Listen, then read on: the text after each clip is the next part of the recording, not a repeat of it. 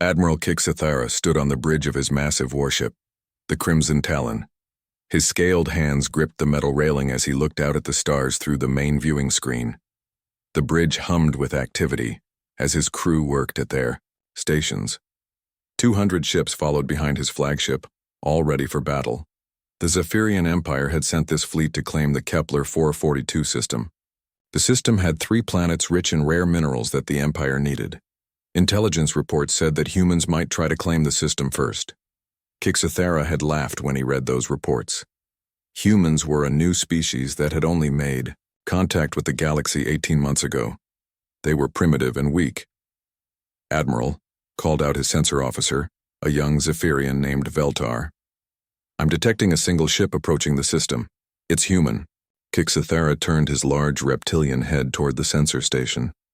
His yellow eyes narrowed as he studied the readings on the screen. The human ship was small, maybe the size of one of their escort vessels. It looked like a simple military frigate with basic weapons and shields. "Only one ship?" Kixathara asked. His voice was deep and rough like grinding stones. "Yes, Admiral. The ship identifies itself as the USS Liberty. It's moving toward us at standard speed." Kixathara walked to the center of the bridge. His officers looked at him with confusion. In all their years of conquest, no single ship had ever approached a Zephyrian fleet. Most species either brought massive forces to fight them, or ran away when they saw the size of their armada. "Perhaps they want to surrender," said his second-in-command, Colonel Zarthek. "Humans might be smart enough to know they cannot win. Or maybe they're just stupid," Kixathara replied. He had studied the intelligence files about humans. They had fought wars on their own planet for thousands of years. But galactic warfare was different. It followed rules and traditions that had been established for millions of years. On the bridge of the USS Liberty, Captain Jake Morrison sat in his command chair. He was a tall man with short brown hair and calm blue eyes. His uniform was simple and practical, unlike the fancy clothes worn by most alien officers. He watched the massive alien fleet on his main screen. "They really brought everything they had," said his tactical officer, Lisa Hayes. She was a woman with red hair pulled back in a tight bun. Her fingers moved quickly over her control panel as she counted the enemy ships. 200 ships, said Ben Parker from the engineering station. He was a young man with black hair and glasses. "That's 10 times bigger than any fleet Earth has ever built." "Size isn't everything," Morrison said calmly. He had read the reports about alien warfare. Most galactic species fought like they were playing a game. They had rules about how much damage they could do and when they had to stop fighting. They tried to minimize casualties and preserve ships whenever possible. Humans didn't fight that way. "Captain," Lisa said, "they're sending us a message." "Put it on screen." Admiral Kixathara's face appeared on the main viewer. He looked impressive with his dark green scales and sharp teeth. When he spoke, the translator made his words sound formal and commanding. "Human vessel, this is Admiral Kixathara of the Zephyrian 47th Extermination Fleet. You have entered a system claimed by the Zephyrian Empire. By galactic law, you must surrender immediately or be destroyed. You have one of your time units to comply." Morrison stood up from his chair. He straightened his uniform and looked directly at the alien admiral. His voice was steady and clear when he spoke. "This is Captain Jake Morrison of the United Earth Navy. This system is under human protection. You have entered our space without permission.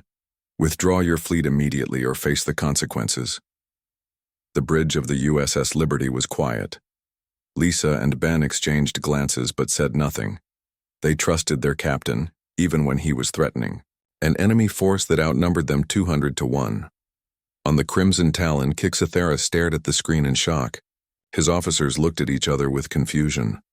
No one had ever spoken to a Zephyrian admiral like that. Not when facing such overwhelming odds.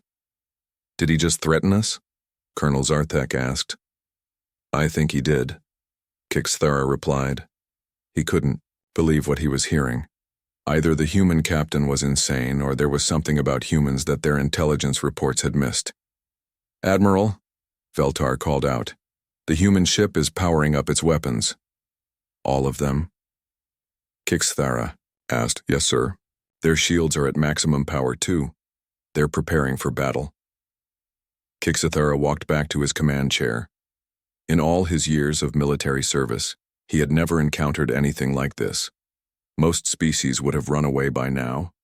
Others would have tried to negotiate. But the humans were actually preparing to fight. Maybe they have some kind of secret weapon, suggested Colonel Zarthek. One ship against 200? Kixthara shook his head. No weapon is that powerful. He made a decision that would change everything. Instead of destroying the human ship immediately, he would test them. He wanted to see what made them think they could challenge a Zephyrian fleet. Order cruisers Alpha, Beta, and Gamma to move forward, he commanded. Disable the human ship with minimum force. I want to capture it and question the crew. Yes, Admiral. 3 large Zephyrian cruisers broke away from the main fleet. Each one was 3 times the size of the USS Liberty. They moved forward in a standard attack formation, their weapons powered but set to stun rather than destroy. Captain Morrison watched the approaching ships on his tactical display. They're coming in for a capture, he told his crew. They want to take us alive. How do you want to handle this, Captain? Lisa asked. Morrison smiled. It wasn't a happy smile. It was the kind of smile that soldiers got when they were about to do something dangerous and necessary. Show them how humans fight, he said. Ben Parker's hands moved over his controls. All weapons are ready, Captain. Nuclear torpedoes are armed and targeted. Nuclear torpedoes? Lisa raised an eyebrow. Against ships trying to capture us? If they wanted a gentle fight, they shouldn't have brought 200 ships, Morrison replied. The 3 Zephyrian cruisers came within firing range. They powered up their tractor beams and energy dampeners. These were standard weapons designed to disable enemy ships without destroying them. It was the civilized way to fight. Captain Morrison looked at his crew one last time. Remember, we're not just fighting for this system.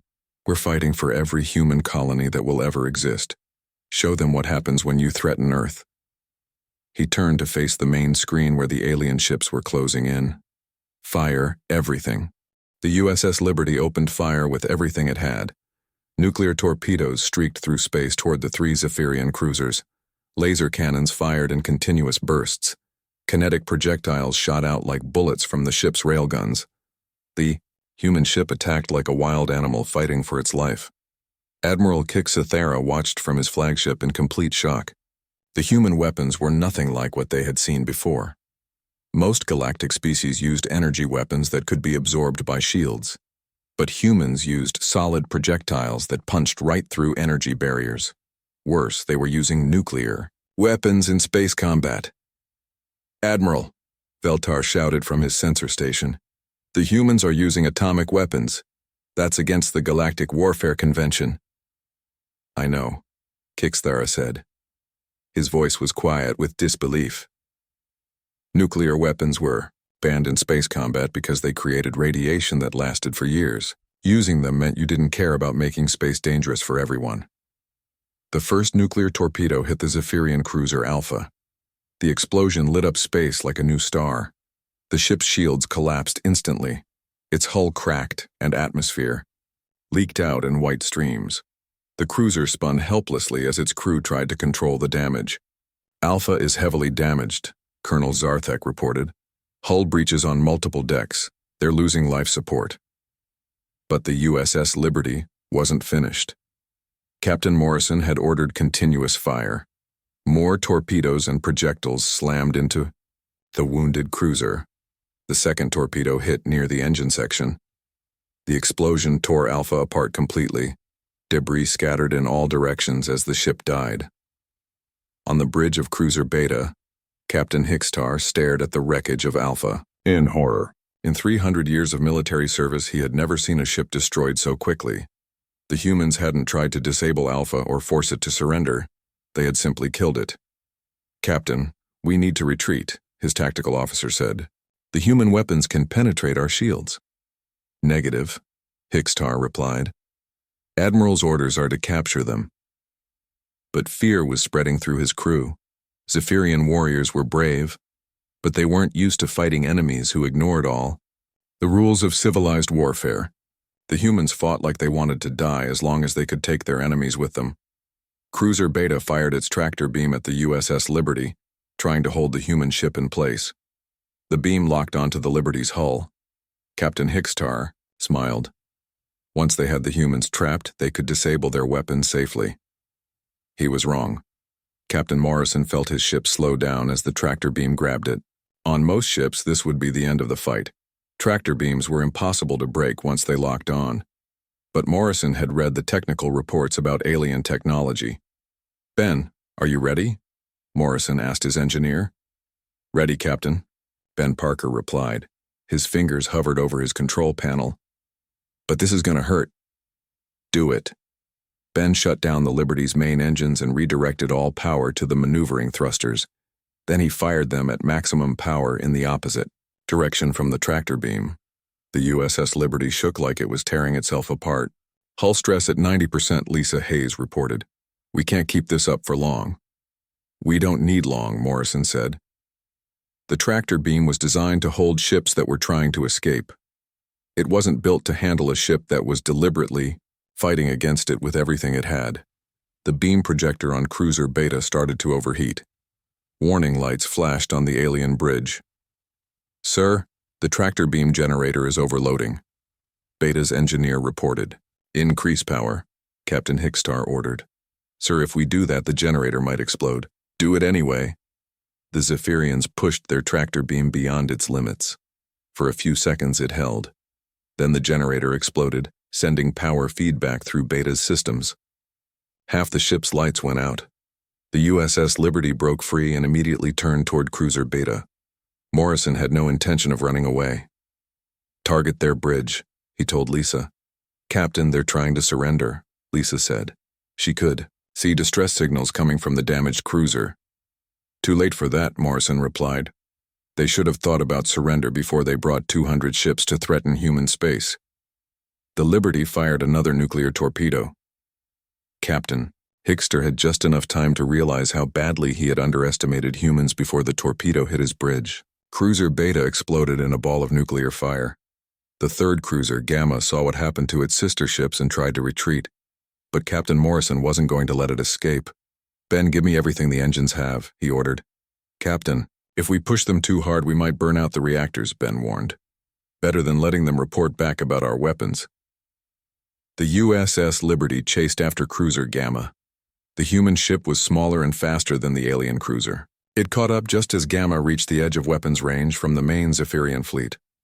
Morrison made a decision that would become legend in human military history. Instead of firing missiles or energy weapons, he did something that no galactic species had ever done in recorded history.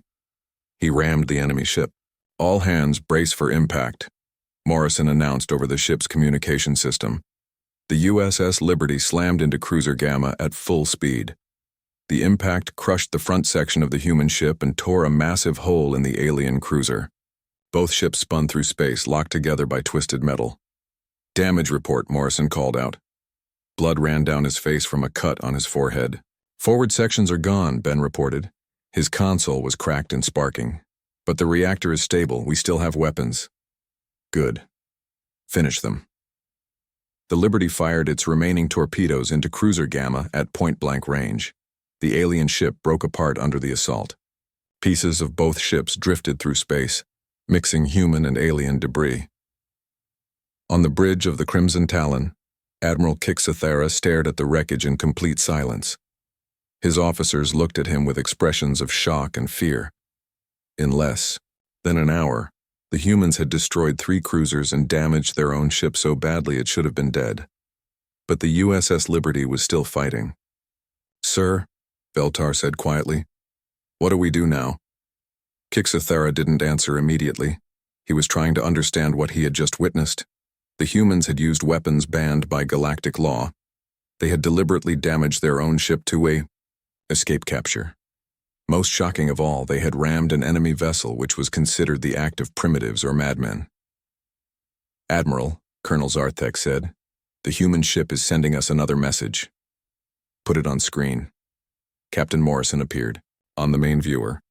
His uniform was torn and he had blood on his face, but his eyes were as calm as ever. Behind him, his bridge was filled with smoke and sparks from damaged equipment. "Admiral Kixathara," Morrison said, "I told you to withdraw your fleet. You chose to attack instead. This is what happens when you threaten human space. You've seen what one ship can do. Do you really want to find out what 200 ships can do?" The transmission ended. Admiral Kixathara continued staring at the blank screen. Around him, his bridge crew waited for orders. But for the first time in his long military career, Kixathara didn't know what to do. The humans had just changed everything. Admiral Kixathara called for an emergency meeting with his senior officers. The command room of the Crimson Talon was filled with confusion and fear. Maps of the battle showed the wreckage of 3 cruisers floating in space. The damaged USS Liberty still hung there, refusing to retreat despite being outnumbered. "How is this possible?" Colonel Zarthek asked. He pointed at the tactical display. "One ship destroyed 3 of our cruisers. Their technology isn't supposed to be that advanced." "It's not about technology," said Commander Velnoth, the fleet's intelligence officer. She was studying data from the battle. "Look at their attack patterns. They don't fight like any known species." Kixathara examined the battle recordings. Every other species in the galaxy followed similar rules when fighting. They tried to disable enemy ships first. They avoided weapons that could cause permanent damage to space. They always left room for surrender and negotiation. Humans did none of these things. "They targeted our life support systems first," Velnoth continued. "Then they used nuclear weapons in space. Finally, they rammed one of our ships. These are not the actions of a civilized species. Maybe they're just primitive," suggested Captain Mortex, commander of the heavy cruiser squadron. "No," Kixathara said slowly. "This is something else, something we've never encountered before." On the USS Liberty, the crew worked to repair their damaged ship. Captain Morrison stood in the remains of his bridge looking out at the massive alien fleet. His ship was hurt, but still functional. More importantly, the aliens had stopped attacking. "Captain," Lisa Hayes said, "we're receiving a communication request from their flagship." "Audio only," Morrison replied. "I don't want them to see how badly damaged we are."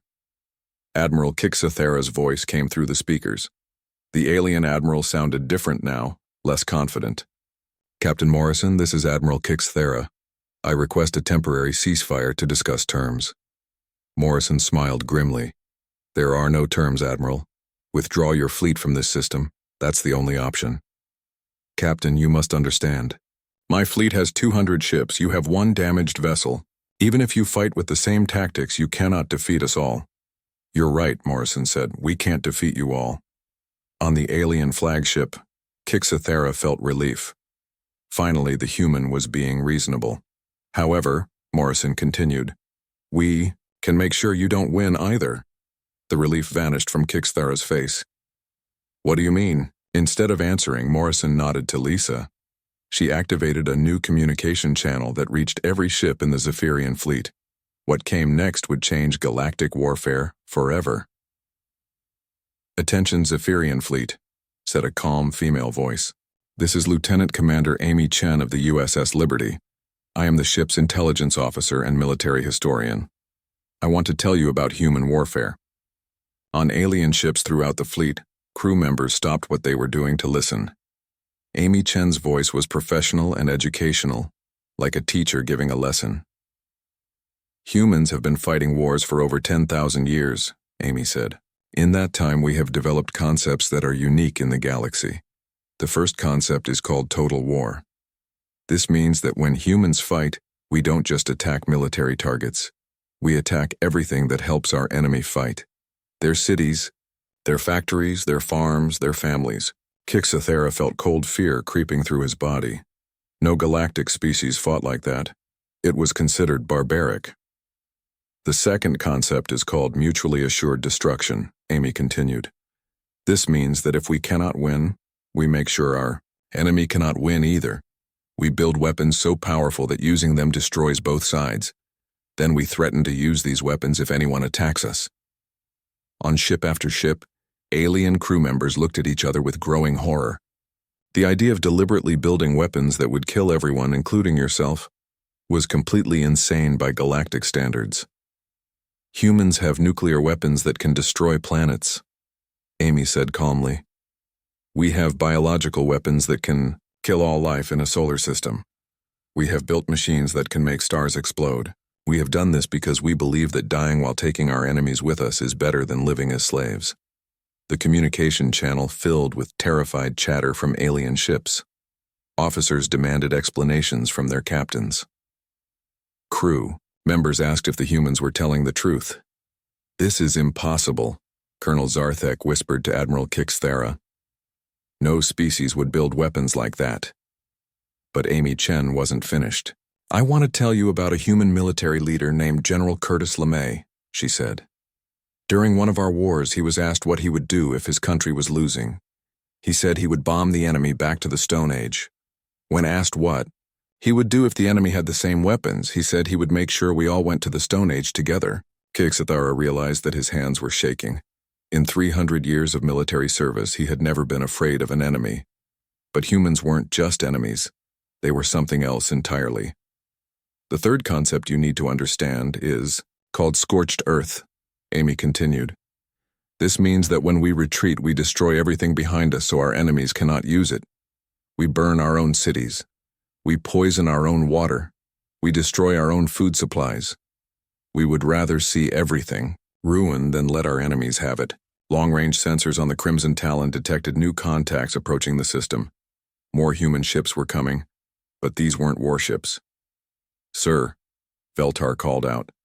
I'm detecting human civilian vessels entering the system. Colony ships, freighters, research vessels. Admiral Kixthera stared at the sensor display. Why are they bringing civilians to a battle zone?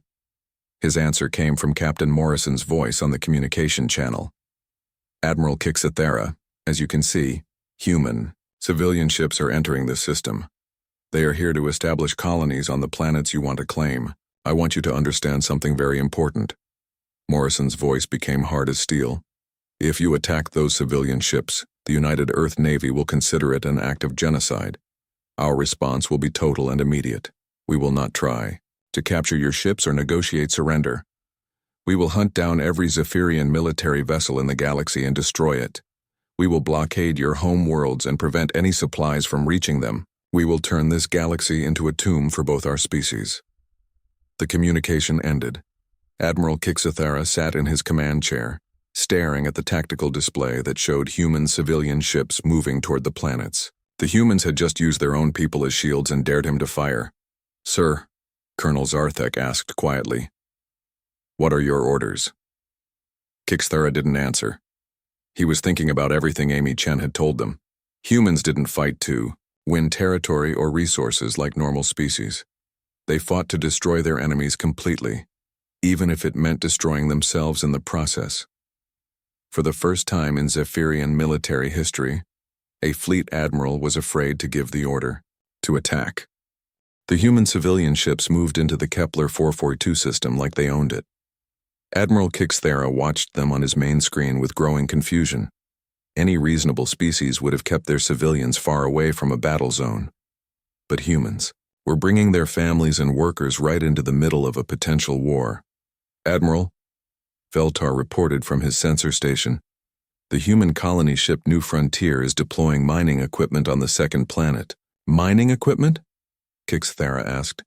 Yes, sir, but the equipment is massive, much larger than normal mining tools. Commander Velnoth studied the sensor readings more carefully. Her face went pale as she realized what she was seeing. Admiral, that's not just mining equipment. Those machines could be used as orbital bombardment platforms. They're positioning them to target our fleet. Kixthera felt his stomach drop. The humans had turned civilian mining ships into weapons platforms. It was another violation of every rule of civilized warfare. Sir, Veltar continued, the research vessel Scientific Progress is launching what they call scientific probes. What kind of probes? They're spreading throughout our fleet formation. The probes are scanning our ships and mapping our positions. Velnoth checked her instruments. Those aren't scientific probes. They're surveillance drones. The humans are gathering intelligence on every ship we have. On the bridge of the scientific progress, Dr. Sam Rodriguez watched the data streaming in from the probes. He was a calm man with gray hair and glasses who spoke like he was discussing the weather, rather than military intelligence. Fascinating, he said to his assistant, Dr. Sarah Kim. The Zephyrian ships use a standard fleet formation from their military academy. Very predictable. Are you sending the data to Captain Morrison? Sarah asked. Of course, but I'm also broadcasting it on all frequencies. I want the aliens to hear what we're learning about them. Dr. Rodriguez activated the ship's communication system. His voice went out to every vessel in both fleets. This is Dr. Sam Rodriguez aboard the research vessel Scientific Progress. I'm conducting a real-time analysis of Zephyrian fleet tactics for the Human Colonial Defense Force. On alien ships throughout the fleet, crew members listened in horror as the human scientist calmly described their weaknesses. The Zephyrian formation is based on a defensive strategy designed to protect their command ship, Dr. Rodriguez continued. However, this formation has several flaws that can be exploited. First, their heavy cruisers are positioned too far from their escort vessels. Second, their supply ships are vulnerable to flanking attacks. Third, their command structure appears to be highly centralized, making them vulnerable to decapitation strikes. Admiral Kixathera felt rage building inside him. The human was broadcasting tactical analysis of his fleet to everyone in the system. Why is he telling us what he knows? Colonel Zartek asked. Because he doesn't care, Kixathera replied. He wants us to know that they've figured out how to destroy us. But Dr. Rodriguez wasn't finished with his analysis. I'm also detecting significant psychological stress among the Zephyrian crews, he continued. Heart rate and brain activity patterns suggest that many of them are experiencing fear responses beyond normal combat anxiety. This is consistent with human psychological warfare studies. The doctor paused, then added in the same calm tone, I should mention that humans have extensive experience with psychological warfare. We have developed methods to break enemy morale without firing a shot. These methods have been tested in hundreds of conflicts on our home planet. The scientific analysis continued for hours. Dr. Rodriguez discussed Zephyrian ship design, crew psychology, and tactical doctrine with the detached interest of a researcher studying insects. But his most disturbing broadcasts came when he started talking about human history. The siege of Stalingrad was particularly interesting, Dr. Rodriguez said during one transmission. Human defenders were surrounded and outnumbered 10-1. Instead of surrendering, they decided to make the battle so costly that victory would be meaningless for the attackers. They turned every building into a fortress. They fought for individual rooms for weeks. They made the enemy pay for every meter of ground with dozens of casualties. On the Zephyrian flagship, officers looked at each other with growing dread. The siege lasted for months, Dr. Rodriguez continued. By the end, both sides had lost hundreds of thousands of soldiers. The city was completely destroyed, but the defenders achieved their goal. The attackers were so weakened by the victory that they could not continue their war. Captain Morrison's voice joined the broadcast from the damaged USS Liberty. Dr. Rodriguez brings up an important point about human strategy. We don't just fight to win. We fight to make winning cost more than our enemies are willing to pay. New human ships continued to arrive in the system. Each one brought new surprises that terrified the Zephyrian fleet. A cargo vessel called the Star Trader began broadcasting human music and entertainment programs. But the Zephyrians who listened to these transmissions found them more horrifying than any military threat. The music included songs about nuclear war, biological weapons, and the end of civilization. Movies showed human soldiers dying in massive battles while never giving up. Television programs casually discussed the destruction of entire planets as if it were a normal topic of conversation. Admiral, reported the communications officer on the heavy cruiser Thunder's Edge, my crew is refusing to monitor the human broadcasts. They say the content is too disturbing. Similar reports came in from ships throughout the fleet. Zephyrian. Crew members were having mental breakdowns from exposure to human culture. The idea of a species that created entertainment about their own destruction was incomprehensible to alien minds. The psychological pressure continued to build when the human freighter New Hope began broadcasting educational programs about human military history. The narrator was a cheerful woman who discussed the most horrible wars in human history like she was teaching children about mathematics. The atomic bombing of Hiroshima was a significant moment in human warfare, she said happily. It demonstrated that humans were willing to use weapons that could destroy entire cities. The radiation from the bomb killed people for years after the war ended. This taught other nations that fighting humans meant risking total annihilation. Admiral Kixathera tried to block the human transmissions, but they were being broadcast on so many frequencies that it was impossible to stop them all. Worse, some of his own officers were listening to the broadcasts and sharing what they learned with their crews. "Sir," Colonel Zarthek said quietly, "we're receiving reports of discipline problems throughout the fleet. Some ship captains are requesting permission to withdraw from the system." "Withdraw?" Kixathera asked. "We haven't even fought a real battle yet." "I know, sir, but the crews are terrified. They've never encountered anything like this." Kixathera looked at the tactical display. His fleet still had overwhelming numerical superiority. His ships were larger and better armed than the human vessels. By every measure of military strength, the Zephyrians should have won easily, but the humans weren't fighting with military strength. They were fighting with something much more dangerous. They were fighting with the absolute certainty that death was preferable to defeat. "Admiral," Veltar called out urgently, "the humans are broadcasting something new." A new voice came over the communication channels. It was Captain Morrison again, but this time he sounded different, more serious. "Admiral Kixathera, I want to tell you about something called Project Ragnarok. It's a theoretical weapon system that Earth's military has been developing. The project involves using nuclear charges to destabilize stellar phenomena. In simple terms, we've figured out how to make stars explode." The bridge of the Crimson Talon went completely silent. "We haven't built this weapon yet," Morrison continued, "but if Earth is ever threatened with total destruction, we will. Because humans believe that if we can't have the galaxy, nobody should have it." For the first time in his military career, Admiral Kixathera realized he was facing an enemy that truly could not be defeated, because humans defined victory differently than every other species in the galaxy. To humans, mutual annihilation was an acceptable outcome. More human ships arrived in the Kepler 442 system every hour. Admiral Kixathera watched them on his tactical display with growing confusion. The ships came from different directions and didn't seem to follow any organized plan. Some were military, vessels like the damaged USS Liberty. Others were civilian ships that had been converted for war. A few appeared to be completely civilian vessels that hadn't been modified at all. What disturbed Kixathera most was that none of the human ships seemed to be under unified command. Each captain made their own decisions about where to go and what to do. It was chaos, but somehow it made the humans more dangerous instead of weaker.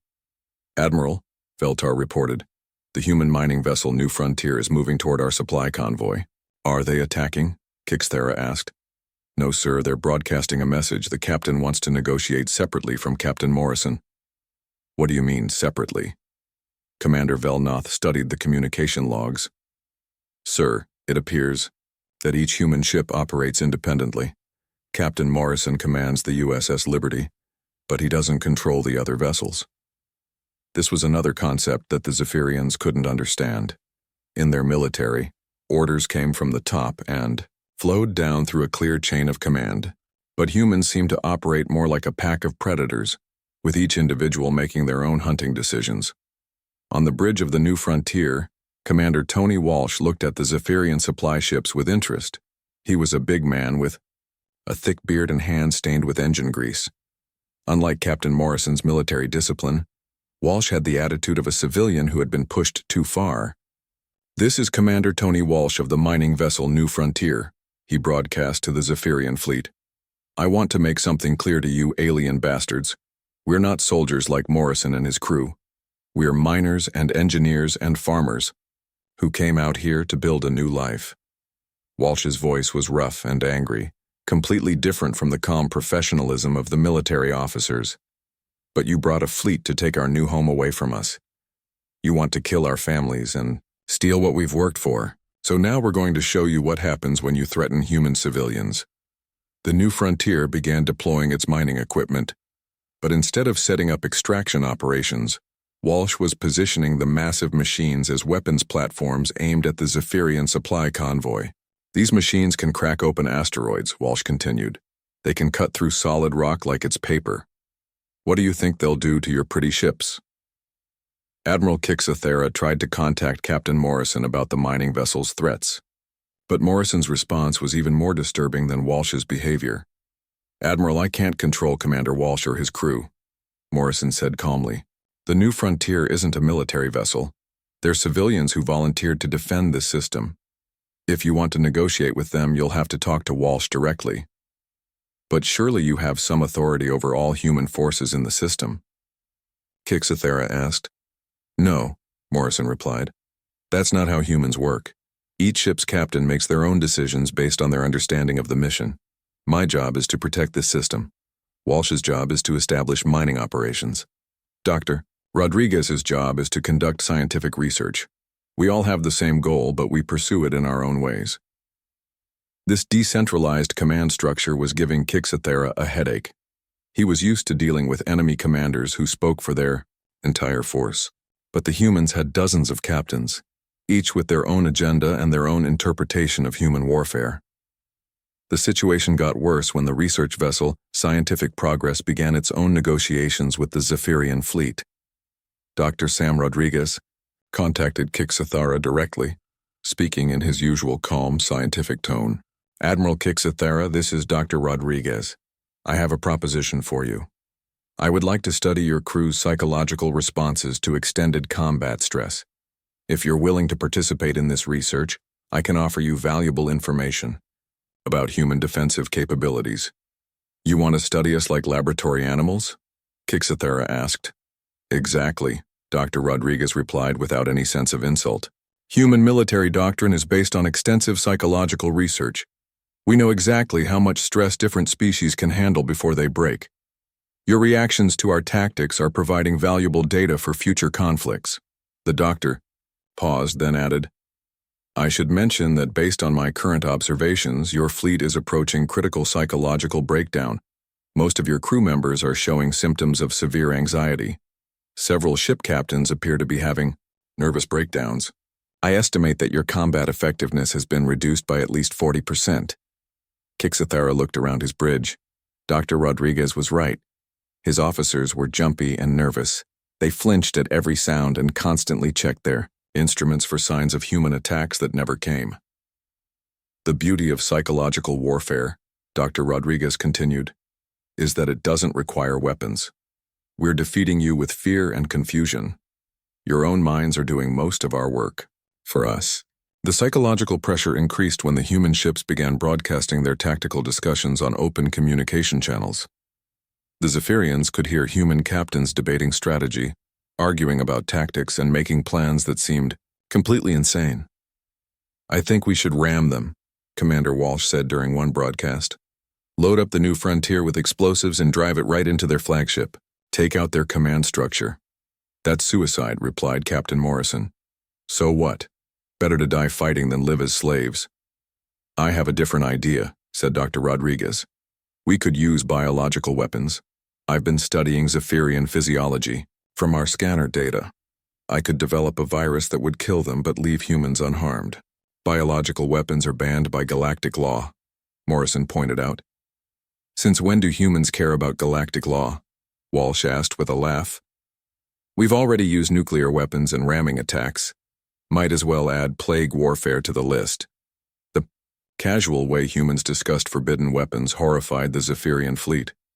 Most galactic species had taboos against certain types of warfare, but humans seemed to view every possible weapon as just another tool. The breaking point came when Dr. Sarah Kim from the Scientific Progress began broadcasting detailed plans for human defensive strategies. We've been analyzing potential attack vectors, she said in a cheerful voice. If the aliens try to invade the system in force, we have several contingency plans. Plan Alpha involves mining the entire system with nuclear devices. Plan Beta uses biological weapons to deny the system to any organic life forms. Plan Gamma involves overloading the local star to create a supernova. She paused, then added, Plan Delta is my personal favorite. We evacuate all human personnel, then fill the system with automated defense platforms programmed to attack anything that moves. The platforms would continue fighting for years after we're gone. Eventually, they would turn the entire system into a graveyard. Admiral Kixathera realized that his hands were shaking. The humans weren't just willing to die to defend this system. They were willing to make the system uninhabitable for everyone, forever. Admiral, Colonel Zarthek said quietly, we're receiving reports of mutiny attempts on 17 ships. The crews don't want to fight anymore. Mutiny? Kixathera asked. Yes, sir. The crew of the destroyer Blade's Edge has locked their captain in his quarters. They're saying that fighting humans is suicide. Similar incidents are being reported throughout the fleet. Kixathera looked at the tactical display one more time. His fleet still outnumbered the humans 20-1. His ships were better armed and better armored. By every logical measure, the Zephyrians should have won this battle easily. But logic didn't apply to creatures that had weaponized insanity itself. The humans had done something that no other species in galactic history had ever accomplished. They had defeated a superior force without firing a shot. They had won through the simple act of being too crazy to understand that they were supposed to lose. Admiral Kixathera finally understood what he was facing. The humans weren't just another spacefaring species. They were something completely new in the galaxy. Something that couldn't be defeated because they didn't understand the concept of defeat. They only understood the choice between victory and mutual destruction. And they were perfectly happy with either option. Admiral Kixathera sat in his command chair staring at reports that made no sense. Throughout his fleet, ship captains were making decisions based on fear instead of military training. The destroyer Sharp Claw had powered down its weapons and refused to move. The cruiser Stormbringer was requesting permission to leave the system immediately. 3 escort ships had already jumped to hyperspace without orders. Admiral, Colonel Zarthek said quietly, Captain Helvar of the battleship Ironfang is demanding to speak with you privately. Put him through. Captain Helvar appeared on a small screen at Kixathera's command station. He was an old warrior with scars across his face from dozens of battles, but now he looked terrified. Admiral, I've been fighting for 50 years, Helvar said. I've faced pirates, rebels, and enemy fleets, but I've never seen anything like this. These humans aren't soldiers. They're something else. Explain, Kixathera ordered. Sir, they don't fight to win. They fight to make winning impossible for everyone. My crew is falling apart. Half of them are having nightmares about human weapons. The other half are convinced that the humans are planning to poison our air supply or turn our own ships against us. Helvar leaned closer to his communication screen. Admiral, I have grandchildren back home. I don't want them to live in a galaxy where humans are allowed to spread their madness. But I also don't want to die fighting creatures that treat death like it's a victory. The transmission ended. Admiral Kixathera realized that Captain Helvar had just summarized the impossible situation facing the entire fleet. The Zephyrians couldn't defeat the humans because humans didn't care about being defeated. They couldn't negotiate with humans because humans saw negotiation as weakness. They couldn't retreat because that would mean abandoning their mission. But staying meant facing an enemy that had weaponized insanity itself. Sir? Veltar called out from his sensor station. Long-range scanners are detecting more human ships approaching the system. How many? Kixathera asked. Unknown, sir. They're coming from multiple directions and using some kind of stealth technology, but based on the sensor ghosts, it could be hundreds of ships. Admiral Kixathera closed his eyes. The humans had reinforcements coming. But given what he had learned about human warfare, these new ships would probably be even more unpredictable than the ones already in the system. His worst fears were confirmed when Captain Morrison broadcast another message to the entire Zephyrian fleet. Admiral Kixathera, I want you to know that Earth's main battle fleet will arrive in this system in approximately 6 hours. Unlike the ships currently here, the main fleet was designed specifically for warfare against hostile alien species. Morrison's voice remained calm and professional, which somehow made his words more terrifying. The main fleet includes the USS Armageddon, which carries enough nuclear weapons to sterilize an entire planet.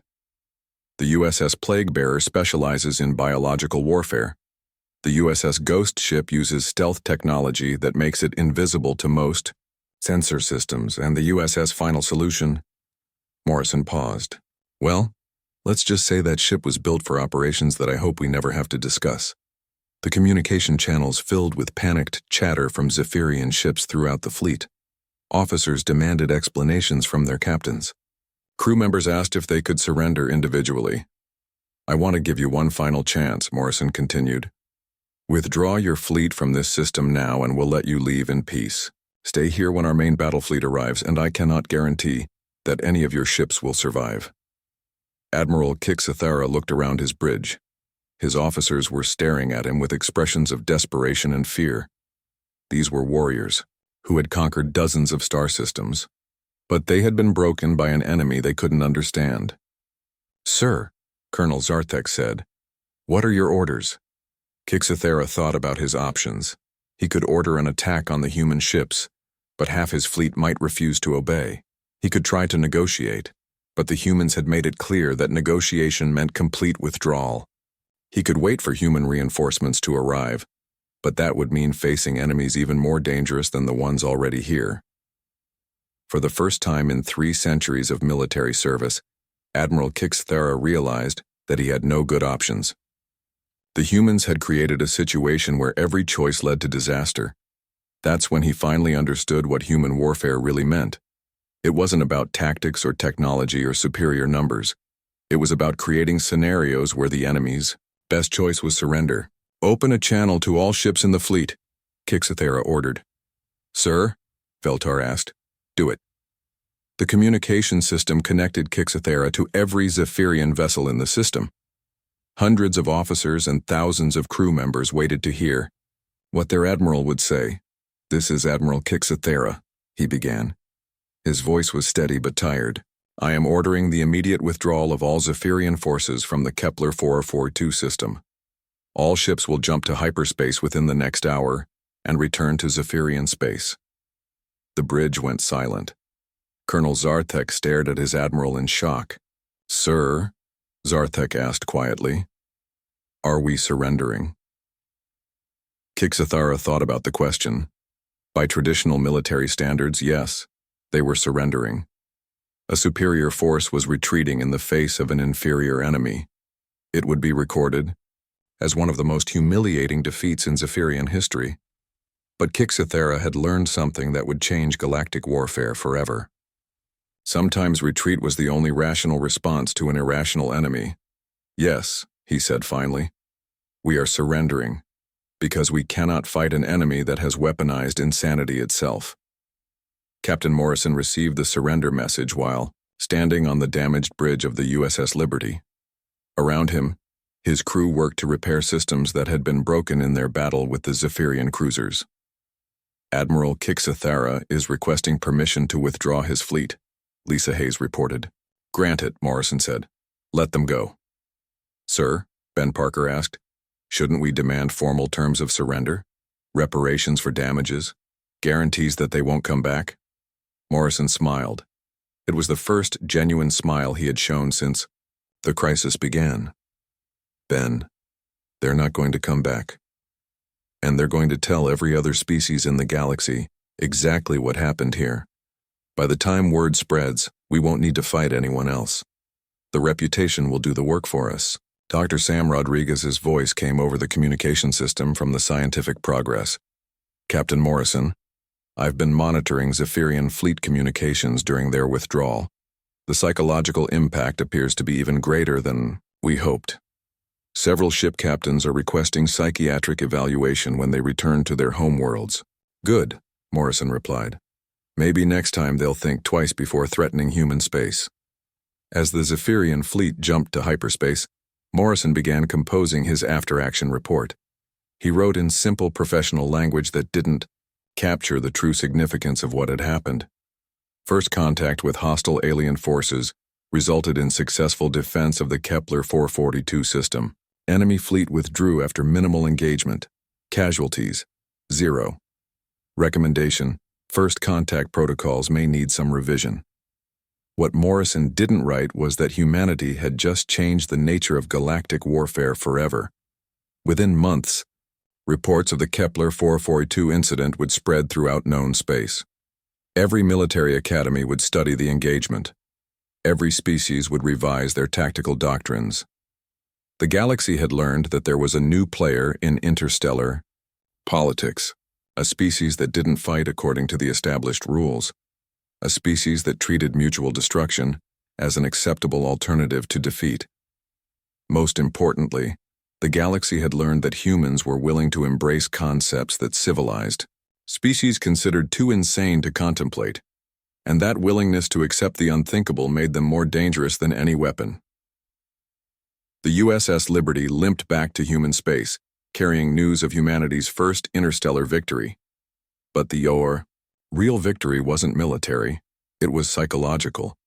Humanity had established its reputation as the galaxy's unpredictable species, the one that couldn't be defeated because they didn't understand the concept of rational defeat. And in a galaxy where warfare had been governed by rules and traditions for millions of years, being unpredictable was the greatest weapon of all. Captain. Morrison stood on his bridge looking out at the stars that now belonged to humanity. Behind him, Ben Parker was already working on upgrades to their weapon systems. "What are you building now, Ben?" Morrison asked. Ben grinned. "Just some improvements, Captain. If one ship scared them this much, wait until they see what we're building back home." Morrison nodded. The galaxy was about to learn that humanity's greatest strength wasn't their technology or their tactics. It was their willingness to do whatever it took to win, even if winning meant everyone lost.